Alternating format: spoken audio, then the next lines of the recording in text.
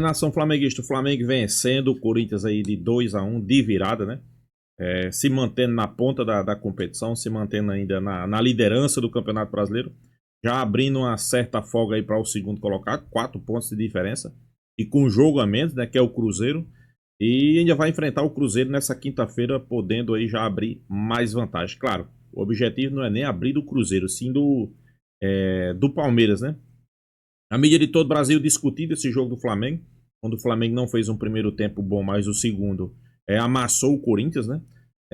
O Corinthians no primeiro tempo conseguiu de certa forma ali neutralizar o Flamengo, mas no segundo tempo o Flamengo partiu para cima, né? Foi decisivo, fez um grande segundo tempo e conseguiu a virada. Inclusive eu acho que poderia ter sido até pelo um placar mais elástico. Mas sem sombra de dúvida eu acho que o Flamengo está no caminho certo. O Flamengo também está nessa preparação aí para chegar à semifinal da Libertadores, onde vai enfrentar o Racing, né? Onde o Flamengo é favorito, sem sombra de dúvida. E a mídia de todo o Brasil discutindo, né, aonde vai parar esse Flamengo de Felipe Luiz, né? Vamos acompanhar o vídeo aí, créditos do vídeo ESPN Brasil, link na descrição. Vamos acompanhar aí, pessoal, vamos ver o que é que eles estão falando. Vamos lá. Confiança, qualidade, frieza para finalizar é o debochado Arrascaeta.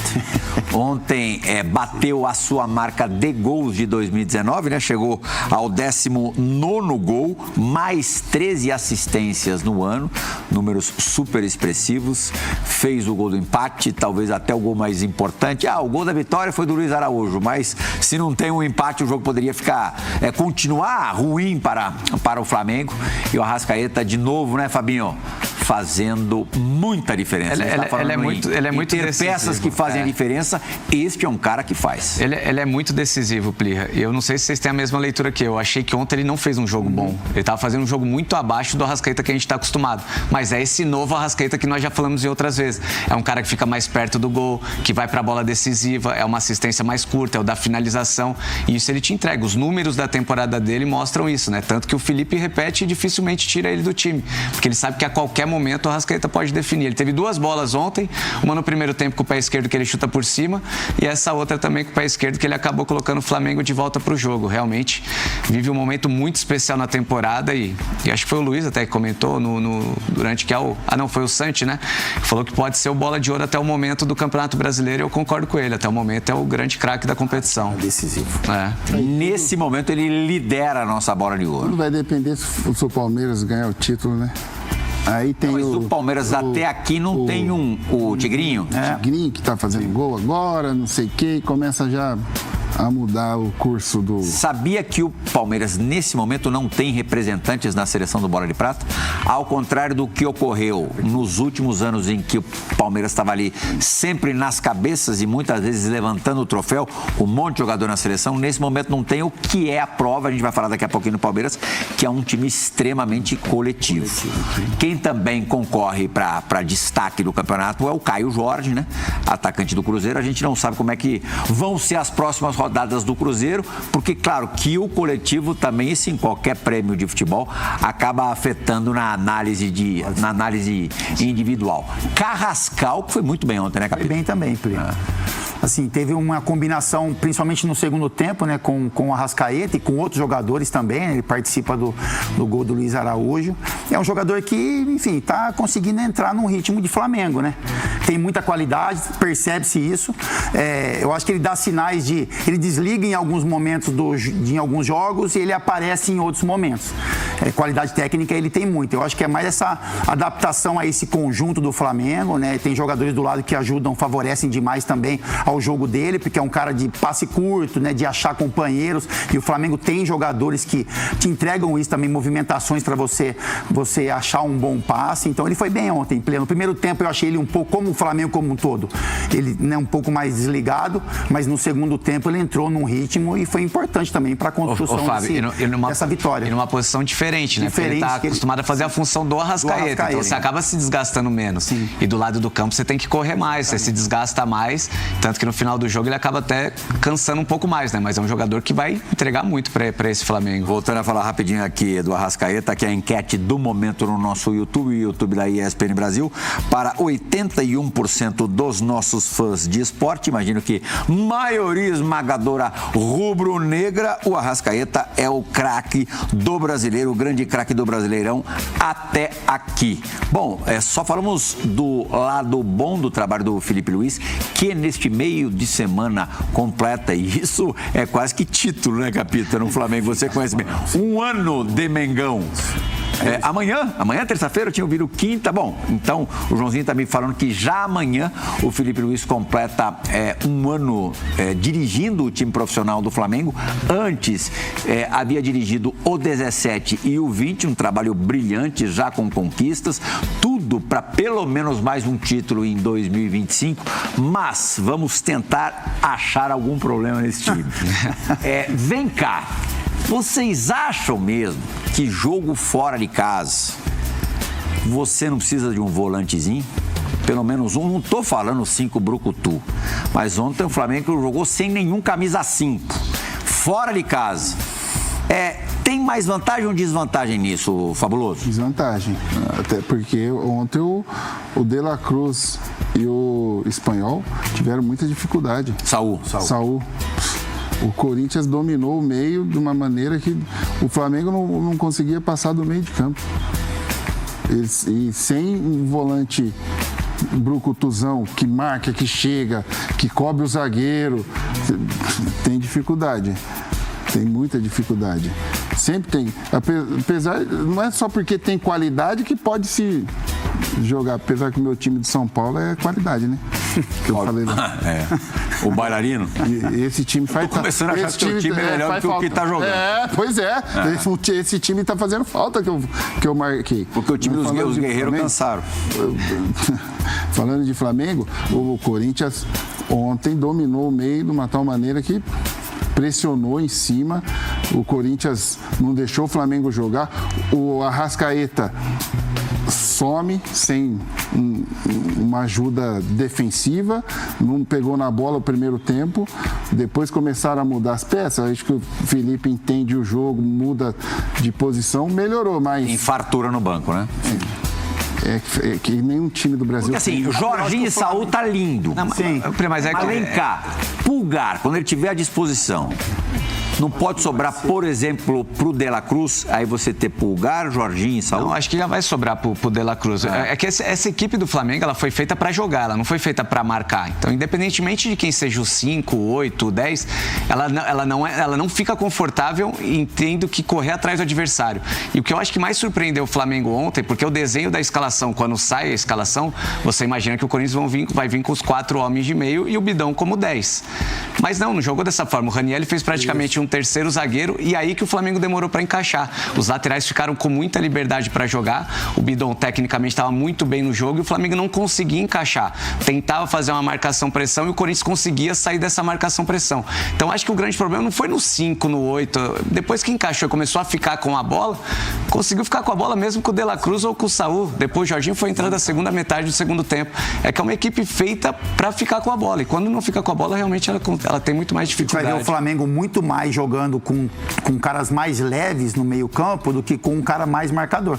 Eu acho que em algum momento o Felipe pode escolher, por exemplo, o Pulgar ali para fazer essa função. Mas, enfim, eu acho que o Flamengo, como o Fábio falou, assim, escapou um pouco esse controle do meio-campo, mas normalmente é o Flamengo quem fica com a bola, é o Flamengo quem tem o domínio do meio-campo, mesmo com jogadores mais leves. Porque se você olhar para Pulgar, para Saúl, por exemplo, para Jorginho e Arrascaeta, você vai ter que mexer um pouco na configuração do time, né? Que joga ainda com Samuel Lino, joga com um cara fixo ali, o Pedro, ou o Bruno Henrique como centroavante, um Plata, um Luiz Araújo pela direita. Então o Flamengo, ele tem essa formatação, né? Samuel Lino, a gente deu uma exagerada nos elogios? Então, é um jogador que a gente vai ter que ficar um pouco mais de olho, assim. Porque quando os primeiros jogos dele é uma novidade, né? Sim. Então, assim, o drible dele era um drible diferente que a gente estava acostumado a ver no Flamengo, as decisões que ele tomava, enfim. Então chamou muita atenção aquele naquele início, mas eu acho que agora ele caiu um jogador um pouquinho mais, não vou falar normal, mas é um jogador que não chama a atenção como a gente imaginou que ele poderia chamar como ele fez os primeiros jogos ali. Acho que tem qualidade, mas a gente vai ter que ter um pouquinho mais de tempo para entender se ele vai ser tão importante para o Flamengo como a gente imaginou que ele seria. Um pouquinho mais de tempo. O Pedro não poderia ter um pouquinho mais de tempo. Ontem ele não teve nenhum, né? Porque ele não entrou no jogo. Um jogo desse, o Flamengo se dá o luxo de não lançar o Pedro a campo. E a gente nem lembrava, eu nem lembrava do Pedro. Você vê que tem tantos jogadores que eu nem, isso aí, Fabio? Nem lembrei tem mais o Pedro ainda. Poderia ter. Machuca Léo Pereira, entra Danilo. Aí o Vinha sentiu, entrou Alexandro. Aí o meio-campo vai Jorginho. Aí entra o Luiz Araújo que define o jogo. É muita peça. Aí tem o Pedro, aí a gente reclama que não colocou o Pedro. É muita peça. Aí colocou o Plata. É muita opção, cara. É muita opção. É muita E só opção de qualidade. Isso, de alguma maneira, isenta o Dorival Júnior, que foi corneteado por ter tirado o Guinegão e colocado o Thales Magno? Ah, mas aí é uma brincadeira de mau gosto cornetar o cara que faz uma substituição. O Guinegão tava bem no jogo, né? Correu pra caramba. O time, não é porque tem 18, 19 anos que não cansa, cara. Justo nesse momento o time... A intensidade do menino vai cair. Ele correu pra caramba o jogo inteiro, cara. O menino também, uma hora você vai ter que trocar em cima disso pra conseguir manter a intensidade. O problema não é de quem sai, o problema é que, infelizmente, quem tem entrado não tem conseguido entrar bem. Essa é a grande questão do... Mas se ele com 18 anos ele abafou, o errado tá ele. E se ele não abafou e o Dorival tirou, errado tá o Dorival. Então aí, é só isso. 18 anos, abafou, tá errado o menino. Porque o moleque tava jogando pra caramba. Aí, se não abafou e o Dorival tirou, na semana. Não jogou. Pô, ele tava bagunçando demais ali, meu. Correndo pra lá e pra cá. Primeiro Corinthians e Flamengo, a perna você cansa. Você cansa. Primeiro Corinthians e Flamengo, o cara... E a saída do Bidon pra entrada do Vitinho?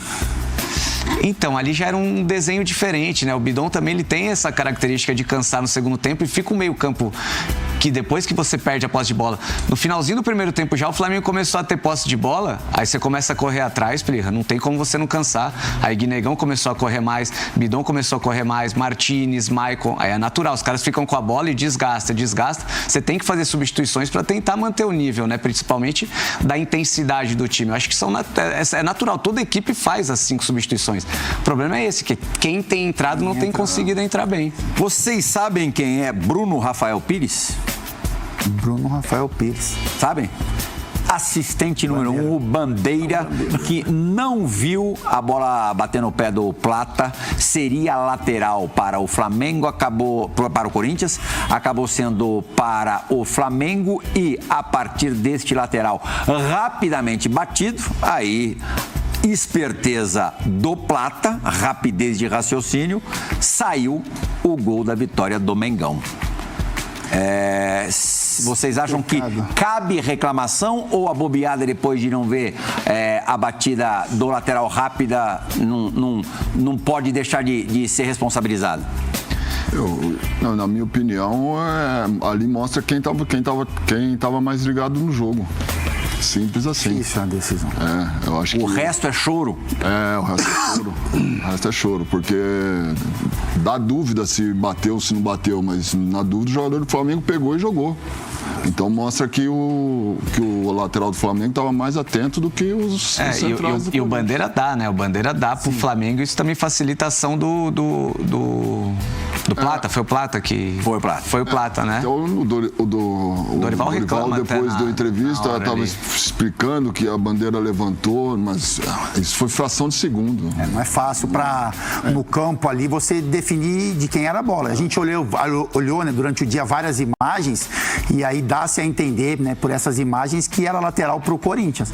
Mas na hora da decisão ali não é fácil pro Bandeira. E, enfim, o Plata, assim, ele, como o Luizão falou, né, tava mais ligado no jogo e também deu muita sorte, né, Plia?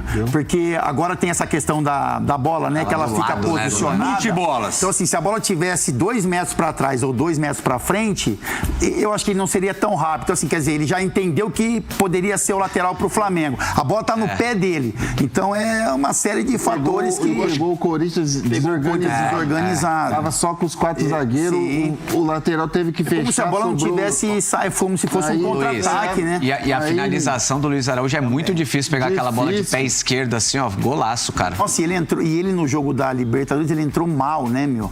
Sabe, ele não entrou bem lá, enfim, ele acabou errando muito. Quando o Flamengo pega um time físico, um time que chega, ele tem dificuldade. Mas a jogada foi muito rápida, muito bem. Porque os caras são levinhos, são tudo, mas na hora do físico. Para fechar o Mengão na quinta, né? Recebe o Cruzeiro pelo Campeonato Brasileiro, jogo de 2 times entre os 3 melhores do campeonato, os 3 que brigam pelo campeonato. Vocês iriam que? Você, Luizão, que tem um coração azul batendo aí no peito. Se o Cruzeiro perder esse jogo, bau brasileiro? Eu acredito que sim. Essa derrota aqui tem que também dar mérito pro Vasco também. Essa derrota pro Vasco já deixou um pouco mais distante, né?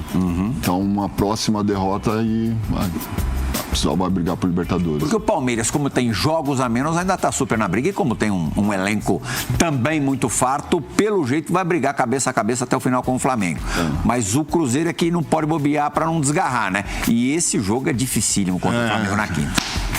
Eu acho que se perder mais 3 pontos, eu acho que já não dá mais para acompanhar o Flamengo nem o Palmeiras. Dedica-se à Copa do Brasil, onde é semifinalista, só que apenas em dezembro enfrenta o Corinthians em 2. Não, Fabinho? O negócio, tá assim, ó. O negócio é torcer então pro Cruzeiro esse jogo? Como é que faz então?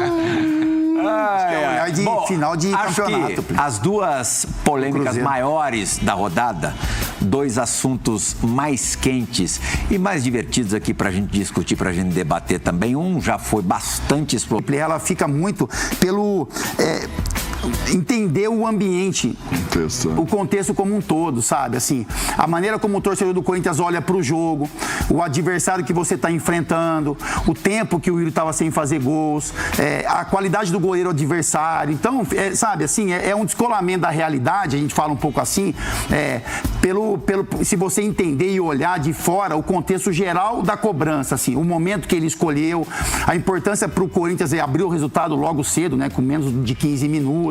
Então é isso, assim a gente não vai ficar, eu particularmente, né, vou ficar batendo aqui, porque o gol que ele faz e as lágrimas que ele, né, enfim, que ele chora após o gol que ele fez, tem uma descarga ali, ele sabe muito bem que tomou a decisão errada, mas é isso, assim, ele pode ser cobrado porque é uma decisão errada dentro de um ambiente, de um contexto geral. O que você está sacudindo a cabeça? Lágrimas, eu não estou engolindo essas lágrimas desses jogadores de hoje em dia. Eu não consigo. Não sei por que chora. Tem verdade, Fabula. Acho que tem verdade. Eu não sei por que chora. Uma descarga ali.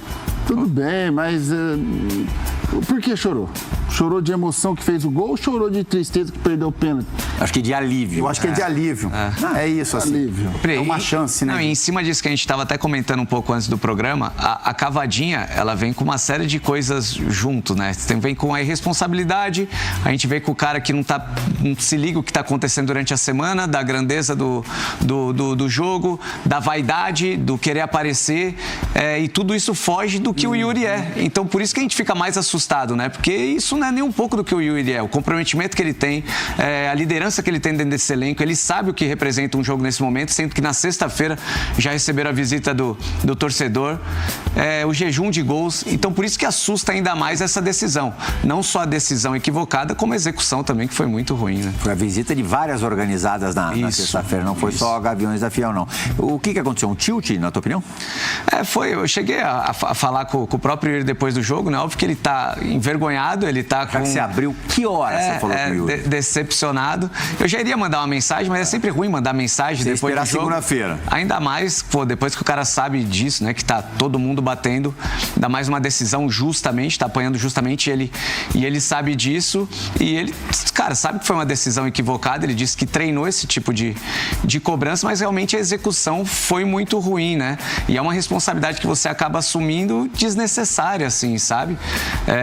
Mas ele sabe, tá decepcionado, sabe do erro, né? Já assumiu isso depois depois do jogo ele já postou, né, um esclarecimento sobre o assunto, e agora é tentar dar a volta por cima como ele já deu outras vezes, né? O torcedor mostrou um apoio durante os 90 minutos que foi bem legal, quanto a esse, que eu acho que qualquer outro lugar ele teria sido cobrado ali já no momento, não conseguiria nem pegar na bola, que já iria ser vaiado, né? Mas enfim, é uma decisão, como eu já disse, equivocada, que pode atrapalhar no Agora no chama uma responsabilidade em todos os jogos para ele desnecessária. Agora qualquer motivo que ele der vai ser motivo para pegar no pé, para críticas, e se erra um gol, vai... Ixi, é isso que é difícil. Agora, é curioso ele falar que treinou isso, né? Porque um treinador vê um centroavante treinar cavadinha para bater o pênalti, eu acho que não tem muito de verdade nisso. Eu já tive treinadores que o Tite, por exemplo, se você treinasse uma cavadinha, ele te tirava da bola e falava, você nunca mais chega perto. Exatamente. Então, eu não sei como é o Dorival no dia a dia quanto a isso, entendeu? O Dorival, que já viu o Memphis neste mesmo Campeonato Brasileiro contra o Mirassol, também desperdiçar um pênalti por conta de uma cavadinha. Luizão, pelo seu estilo de capitanear, fosse você ontem o capitão do Corinthians, agiria de que maneira? Nem eu imagino como eu iria agir, porque é igual o Luiz falou, por mais que ele seja responsável no jogo, corre, mas cometer um erro como esse é irresponsabilidade, né? Acho que eu ia pra dentro dele no campo mesmo, acho. No campo mesmo? Tinha que ser. Não ia esperar, ou na hora do intervalo, né? Porque é como todo mundo falou, tem torcida que tá pressionando, tem vários casos que o clube tá vivendo, né? Não sei se o salário ainda tá em dia. E você tá jogando contra o primeiro colocado e você vai fazer uma cavadinha, podia até ser gol, mas é correr risco demais, né? É correr risco demais. E a gente pode falar que depois ele fez o gol, né? Mas ele fez o gol com excelente execução. Então ele fez o gol, ele colocou o Corinthians em vantagem porque o jogo ainda estava 0-0. Mas eu acho que a perda do pênalti acabou que não foi tão determinante. Até a pergunta da nossa enquete, a cavadinha de Yuri Alberto determinou a derrota do Corinthians para o Flamengo? Deixa eu ver como é que estão os números. 86% da galera dizendo que sim, mas acho que é mais o corintiano na bronca pelo resultado, pela derrota. Uma situação dessa contra o time desse, um gol faz falta. Mas fez 1-0 no segundo tempo. Mas faz tudo bem, você sabe que um time como o Flamengo faz 1, 2... Sim. E ele faz 1-0, né? Porque eu não sei se tivesse feito o pênalti, teria aumentado o placar no segundo tempo com o Yuri. Talvez o jogo fosse outro tempo. O Corinthians poderia ter feito mais gols no primeiro tempo ainda. O Fábio Santos falou isso. Se ele faz o gol de pênalti, né, Fabinho? A confiança dele ia estar lá em cima e ele teve mais 2, 3 chances que a confiança lá em cima ele faria o gol. E o Flamengo não estava jogando bem. O Flamengo chamou atenção porque o Corinthians encontrou alguns passes. O Flamengo estava cansado, Capita? Não sei se... então, Plirra, assim, não é o dia, né? Parecia que não era o dia de Flamengo, né? O Flamengo vem de jogos, o time ter jogado quinta-feira. Faz diferença. Não só a questão física, a questão mental também. Claro, super dramático, tal. Na Argentina, quase ficou fora da Libertadores. E o outro time ficou a semana toda treinando. Isso, porque assim, o Corinthians imprimiu um ritmo que assustou um pouco o Flamengo. Eu acho que o Corinthians, se o Yuri faz o gol no início, o Corinthians poderia fazer mais gols até no primeiro tempo.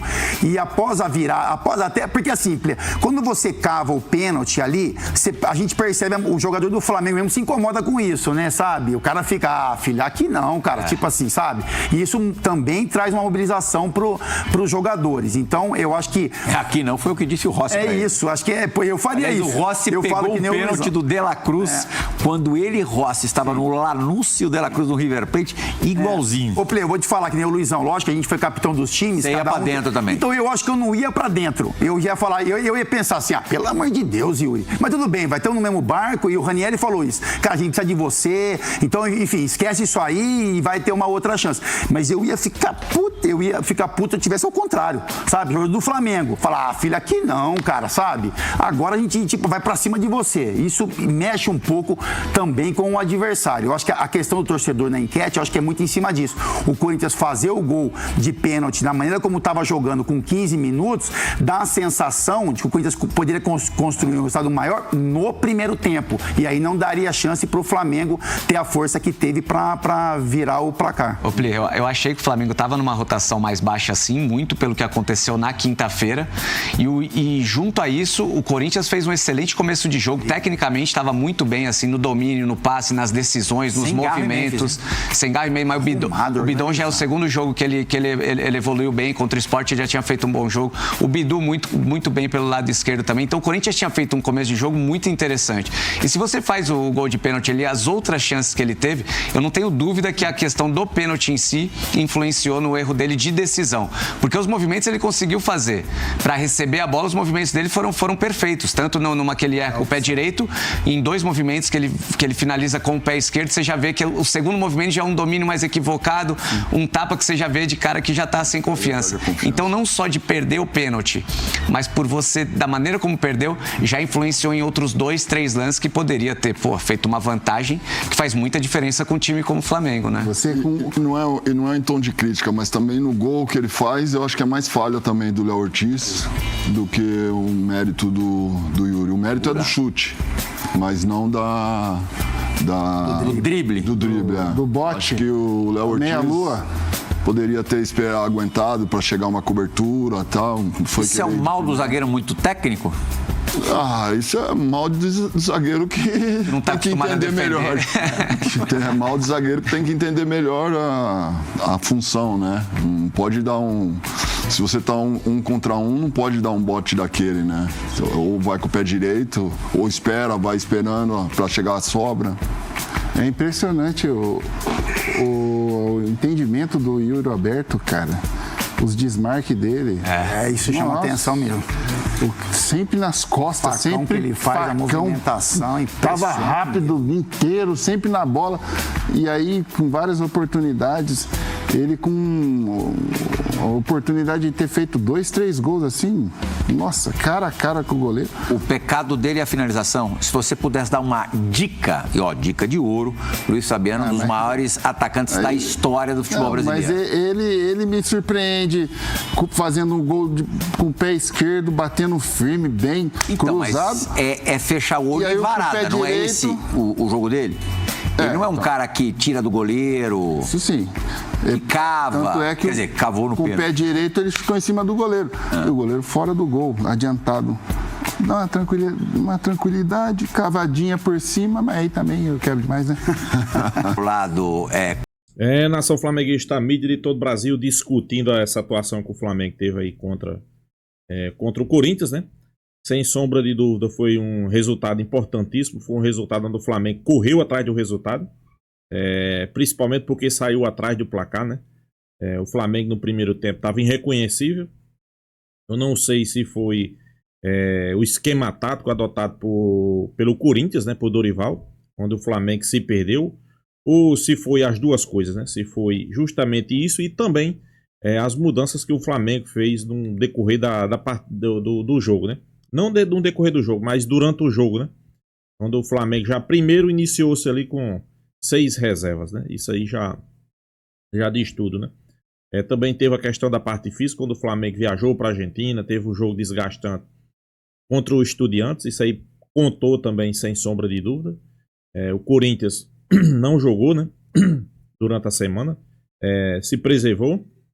Mas, pessoal, sem sombra de dúvida, eu acho que o Flamengo fez um segundo tempo ali de acordo com as expectativas do seu torcedor.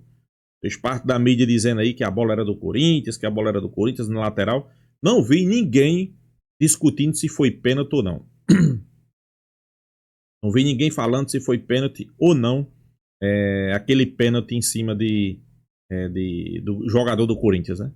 Inclusive tem lances rolando na internet aí que o cara quase quebra a perna de Emerson Royal dentro da área e o juiz sequer, para você entender como é a questão aí quando é Flamengo. A transmissão do jogo sequer teve o replay desse lance, pessoal. O cara quase quebra a perna um pouco antes, se eu não me engano, foi um pouco antes do pênalti do Corinthians. O cara quase quebra a perna do jogador do Flamengo, Emerson Royal dentro da área, dá um carrinho por trás. Se não me engano, foi o lateral esquerdo do Corinthians. Mas a mídia passa despercebido. A mídia não enxerga isso, a mídia não vê. Não debate. Vocês viram alguém debatendo aí a questão do pênalti? Que não foi pênalti que o Roberto perdeu? Vocês viram? Não. Eles discutem que porque o Roberto perdeu. Já pelo lado do Flamengo, eles discutem que o lateral não era para o Flamengo. Quer dizer, teve 2 lances que o VAR poderia ter chamado que não foi pênalti, um que foi pênalti para o Flamengo. Ninguém discute.